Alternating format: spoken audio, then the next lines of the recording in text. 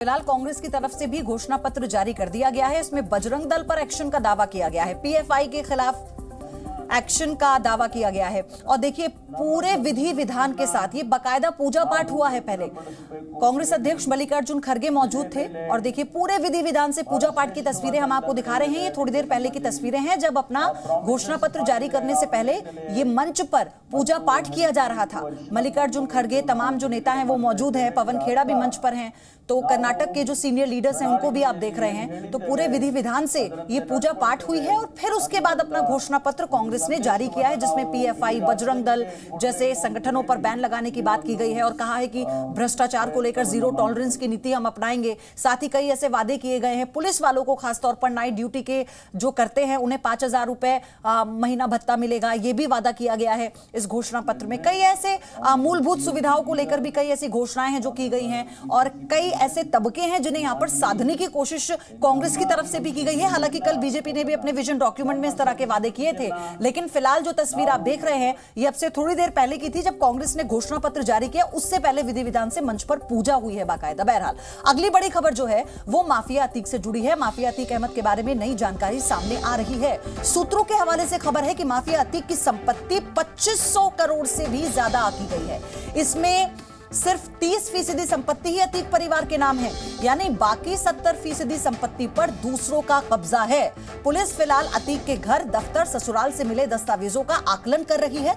ज्यादातर जमीन, मकानों की रजिस्ट्री अतीक के नौकर, गैंग से जुड़े सदस्यों के नाम पर है और इसका खुलासा पुलिस पहले भी कर चुकी थी, लेकिन दस्तावेजों से यह बड़ी अपडेट आई है। यानी 2500 करोड़ की अकूत संपत्ति है अतीक अहमद की और यह बढ़ भी सकती है क्योंकि अभी तो जांच ही चल रही है। जो चकिया वाले मकान से दस्तावेज बरामद हुए, जो करीबियों से पूछताछ में दस्तावेज बरामद हुए हैं, उनके बिना पर ऑन पेपर जो संपत्ति का आकलन किया गया है वो 2500 करोड़ है। अब यह बढ़ भी सकती है क्योंकि अभी शाइस्ता परवीन अब पकड़ में नहीं आई है, गुड्डू मुस्लिम पकड़ में नहीं आया है। शाइस्ता जिसको लेकर कहा जाता है कि उसके नाम अलग से बहुत संपत्ति है, वो शाइस्ता जो फिलहाल फरार है लेकिन किसी सीए की मदद से मुंबई दिल्ली की प्रॉपर्टी को अपने नाम करवाने में जुटी हुई है। तो ये सारे इनपुट्स इस वक्त पुलिस टीम के पास है, एसटीएफ के पास है और ऐसे में ये बहुत बड़ा खुलासा है।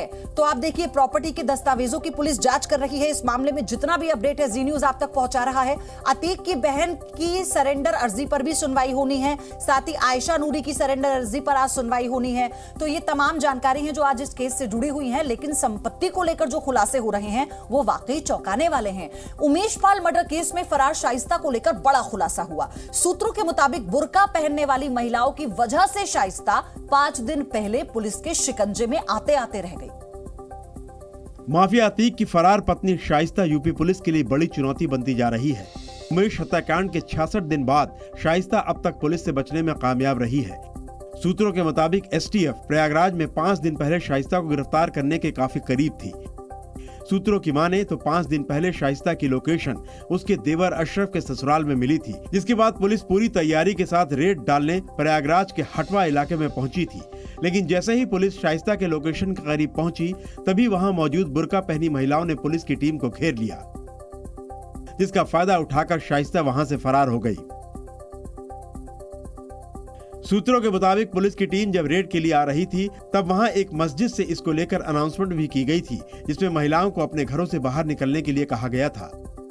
महिलाओं की इसी भीड़ का फायदा उठाकर शाइस्ता फरार हो गई। सूत्रों के मुताबिक गद्दे मुस्लिम समाज के लोग शाइस्ता की मदद कर रहे हैं। इस खबर पर राजू राज जुड़ चुके हैं मेरे सहयोगी। राजू राज, अभी हमने बताया गुड्डू मुस्लिम गोवा भाग चुका है, 5 दिन पहले शाइस्ता पुलिस के हाथ से निकल चुकी है, क्या स्ट्रैटेजी है? देखिए निश्चित तौर पर पुलिस से आगे आगे इनकी सोच चल रही है। तमाम लोकेशन मिलने के बावजूद पुलिस शाइस्ता और ना ही गुड्डू मुस्लिम तक पहुंच पा रही है। 5 दिन पहले हटवा इलाके में जब प्रयागराज पुलिस और एसटीएफ की टीम पहुंची थी तो ये जानकारी सामने आई थी कि अशरफ के ससुराल में शाइस्ता छुपी हुई है, लेकिन ऐन वक्त पर मस्जिद से एक अनाउंसमेंट होता है और उसके बाद तमाम महिलाएं पहुंच जाती है और पुलिस के सामने आ जाती है, जिसके बाद पुलिस तमाम जगह पर जो छापेमारी करनी होती है वो नहीं कर पाती और इसी का फ़ायदा उठाते हुए शाइस्ता फरार हो जाती है। तो कहीं ना कहीं शाइस्ता का फ़ायदा उठा रही है वो तमाम बुर्के वाली महिला जो शाइस्ता के साथ लगातार चल रही है। इसके अलावा बुर्के की वजह से प्रयागराज पुलिस और एसटीएफ की टीम वहाँ पर पहुँच नहीं पाती है।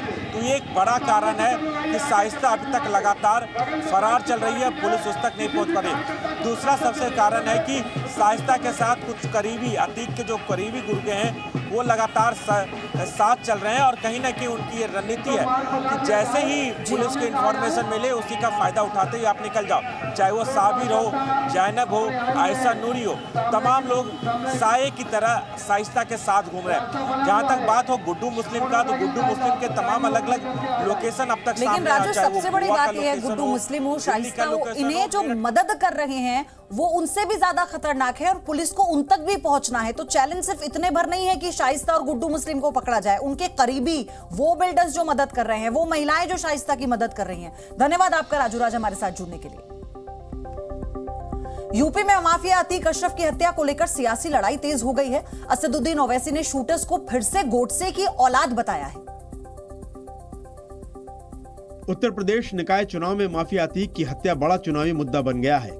AIMIM अध्यक्ष ओवैसी ने मुरादाबाद में चुनावी सभा में कहा कि अतीक अशरफ को गोली मारने वाले नाथुराम गोडसे की नाजायज औलाद है।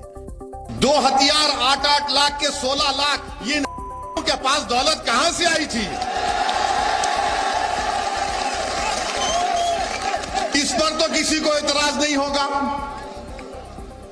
कोई ये तो नहीं कह सकता कि भड़काऊ भाषण है, बोल सकते ना उनको, बल्कि और ज्यादा कहता हूं ये गोडसे की नाजायज औलाद है। अपराधियों और माफियाओं पर बुलडोजर की कार्रवाई को लेकर भी ओवैसी ने सीएम योगी को घेरा और पूछा कि शूटर्स के घर पर बुलडोजर क्यों नहीं चला। जो 3 लोग गोली चलाए, क्या उनके घर पे बुलडोजर देखा आपने? देखा? मैं भी नहीं चाहता उनका घर टूटे। Zee News.